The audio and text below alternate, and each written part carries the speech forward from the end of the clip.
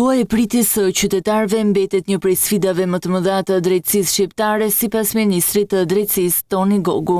Ka qytetarë që janë duke pritur ende në korridoret e gjykatave, në korridoret e prokurorive.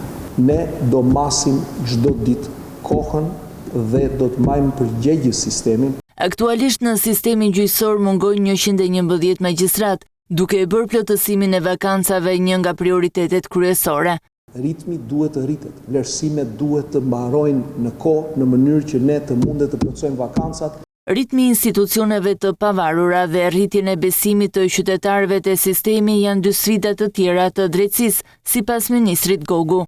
Ne duhet të vazhdojmë të rrisim besimin. Ministri theksoi se Shqipëria ka hyrë në një fazë të re të reformës, ku vlerësimi i sistemit matet përmes përvojës së qytetarëve me drejtësinë e përditshme. Kronometri i qytetarëve që presin drejtësi çdo ditë do të jetë kronometri i Ministrisë Drejtësisë. Edhe pakënaqësitë e qytetarëve me Agjencitë Shtetërore të Trajtimit të Pronave do të marrin përgjigje.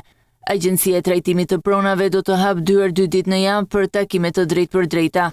Drejtori i përgjithshëm me të gjithë stafin përkatës, me drejtorinë përkatës, ju pret për çështje të kompensimit çdo të mërkurë dhe çdo të enjte për njohjet e pronësisë.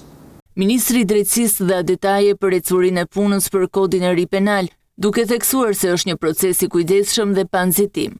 Nuk duam të nxitojmë sepse janë ato blloqe legjislative të cilat bëhen dhe duhet i qëndrojnë sprovës së kohës.